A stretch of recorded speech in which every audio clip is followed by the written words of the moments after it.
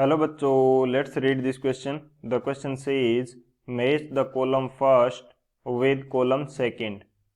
Column first के अंदर हमें ए ऑप्शन दे रखा है, average velocity for free electrons in metal when E is equal to 0। B हमें दे रखा है random velocity of free electrons in metals when E is equal to 0। Third हमें दे रखा है drift velocity of free electrons in metals when E is not equal to 0। Column second के अंदर हमें P दे रखा है 10 to the power 5 metre per second, Q हमें दे रखा है 10 to the power -5 metre per second and R की वैल्यू हमें गिवन है 0 metre per second. Option first हमें गिवन है AR BP CQ, option second AP BQ CR, option third AQ BP CR, option fourth AR BP CP। तो इस question के अंदर हमें क्या किया, उन्हें दो कॉलम दे रखे हैं, उनके अकॉर्डिंग हमें करेक्ट ऑप्शन चूज करना है। तो बात करते हैं की कंसेप्ट की।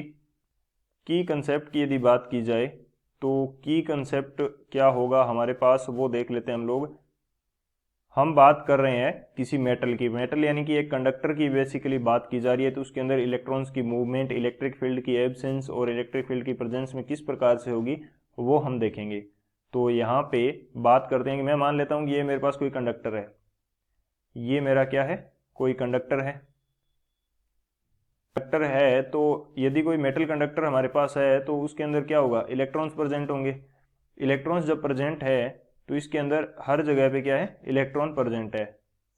कुछ इस तरह से हर जगह पे हमारे पास इलेक्ट्रॉन्स क्या है, प्रेजेंट है। जब हमारे पास E की वैल्यू क्या होती है, यानी कि इलेक्ट्रिक फील्ड यदि जीरो है, इलेक्ट्रिक वैल्यू क्या है, जीरो है, तो इनकी मूवमेंट क्या होती है, इन इलेक्ट्रॉन्स की, चार्ज पार्टिकल्स की मूवमेंट होती है रैंडम, किसी भी डायरेक्शन के अंदर ये मूव कर सकते हैं। कोई एवरी जो इलेक्ट्रॉन है वो किसी भी पॉसिबल रैंडम डायरेक्शन के अंदर क्या करेगा, मूव करेगा। किसी भी रैंडम पॉसिबल डायरेक्शन के अंदर वो क्या करता है, मूव करता है, कोई ये इलेक्ट्रॉन्स मूव करेंगे। तो ये तो होता है इलेक्ट्रिक फील्ड की एब्सेंस के अंदर। जैसे ही हम यहाँ पे कोई इलेक्ट्रिक फील्ड अप्लाई कर देते हैं, जैसे ही इस कंडक्टर के अक्रॉस हमने इलेक्ट्रिक फील्ड अप्लाई कर दिया, इलेक्ट्रिक फील्ड अप्लाई कर दिया, मैं मान लेता हूं कि हमने इलेक्ट्रिक फील्ड इस डायरेक्शन के अंदर अप्लाई किया है। इस डायरेक्शन के अंदर हमारे पास क्या है, इलेक्ट्रिक फील्ड है, और इसके अंदर जो भी इलेक्ट्रॉन्स थे वो क्या करेंगे, इलेक्ट्रिक फील्ड के इन्फ्लुएंस के अंदर एक पर्टिकुलर डायरेक्शन के अंदर मूव करने लग जाएंगे। अब हमारे पास इलेक्ट्रिक फील्ड है तो इलेक्ट्रॉन एक नेगेटिव चार्ज है, नेगेटिव चार्ज के ऊपर फोर्स जो लगता है वो इलेक्ट्रिक फील्ड की डायरेक्शन की अपोजिट डायरेक्शन के अंदर लगेगा। तो इलेक्ट्रॉन कुछ इस डायरेक्शन के अंदर मुड़ने लग जाएंगे। सभी डायरेक्शन एक पर्टिकुलर सभी इलेक्ट्रॉन जो है वो एक पर्टिकुलर डायरेक्शन के अंदर मूव करेंगे, कुछ इस तरह से। तो सभी की मूवमेंट एक डायरेक्शन के अंदर होगी, और जिस डायरेक्शन के अंदर इलेक्ट्रॉन मूव करते हैं उसके अपोजिट डायरेक्शन में हमारे पास क्या, करंट मूव करेगा, यानी कि आई जो है वो इनके अपोजिट डायरेक्शन के अंदर मूव करेगी इलेक्ट्रॉन्स की मूवमेंट के। तो ये हमारे पास रहता है इलेक्ट्रिक फील्ड का कंसेप्ट कंडक्टर के लिए। ये हमारा क्या है, कंडक्टर है एक तो ये कंसेप्ट हो जाएगा हमारे पास। सेकंड जो कंसेप्ट है की कंसेप्ट, वो हम बात करते हैं यहाँ पे ड्रिफ्ट वेलोसिटी का जो कंसेप्ट रहता है वो बात करते हैं हम लोग।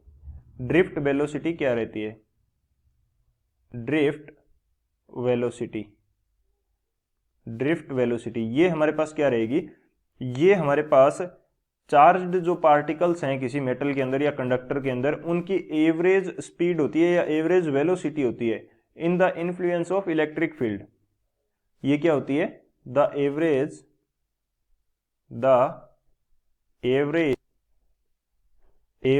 Velocity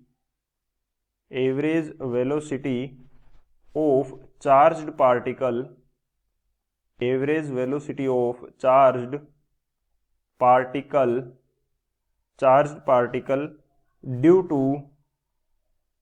two an electric field, due to an electric field E, electric field. Basically ये सारी कंडीशन किसके अंदर हो रही है, कंडक्टर की हम बात कर रहे हैं उसके अंदर हो रही है। तो ये सारी कंडीशन कहां पे हो रही है, कंडक्टर के अंदर।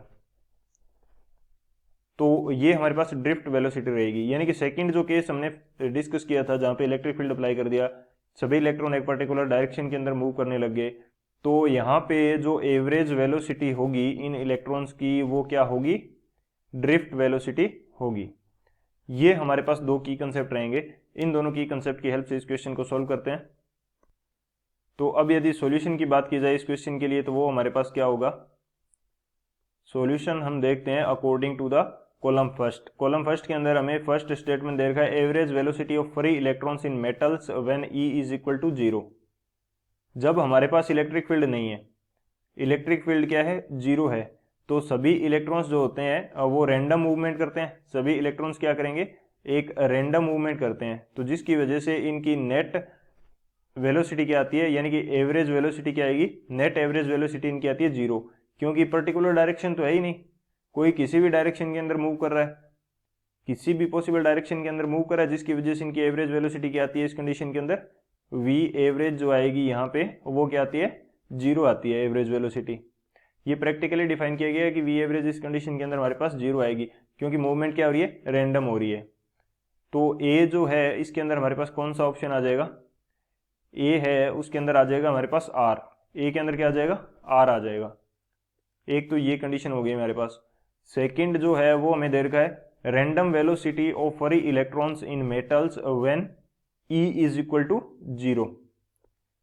हमें क्या देखना है, रैंडम, ये तो हमारा ए का हो गया, random velocity of free electron जब ई हमारे पास क्या है, 0 है। तो पर्टिकुलर इलेक्ट्रॉन की रैंडम वेलोसिटी की बात की जा रही है। ये सभी इलेक्ट्रॉन अपनी यानी कि एवरी पॉसिबल डायरेक्शन के अंदर मूव करने के लिए फ्री है, एवरी पॉसिबल डायरेक्शन के अंदर मूव करने के लिए फ्री है। अब मैं एक इलेक्ट्रॉन उठा लेता हूं और इसकी रैंडम वेलोसिटी की बात करता हूं। एक इलेक्ट्रॉन मैंने उठाया, इसकी रैंडम वेलोसिटी क्या होगी, तो ये डिफाइन करने के लिए हमारे पास कोई पर्टिकुलर फॉर्मूला तो है नहीं, ये प्रैक्टिकली वैल्यू डिफाइन की गई है। और ये वैल्यू हमारे पास कितनी आती है, ये वैल्यू लगभग 10⁵ मीटर पर सेकेंड होती है। यानी कि जिस डायरेक्शन के अंदर मूव कर रहा है उस डायरेक्शन के अंदर इसकी रैंडम वेलोसिटी हमारे पास कितनी है, 10⁵ मीटर पर सेकेंड है। एक तो ये कंसेप्ट हो गया। अब मैं बात करता हूं सी की, उसके बाद में हम ऑप्शन की बात करेंगे। सी के अंदर हमें दे रखा है कि जो drift velocity of free electron जब ई की वैल्यू क्या है, 0 नहीं है, drift velocity of free electron जब ई हमारे पास क्या है, 0 नहीं है, इस कंडीशन के अंदर हमारे पास बात की गई है ड्रिफ्ट वेलोसिटी की। ड्रिफ्ट वेलोसिटी क्या होती है, जब हमारे पास इलेक्ट्रॉन जो है वो एक पर्टिकुलर डायरेक्शन के अंदर मूव करते हैं।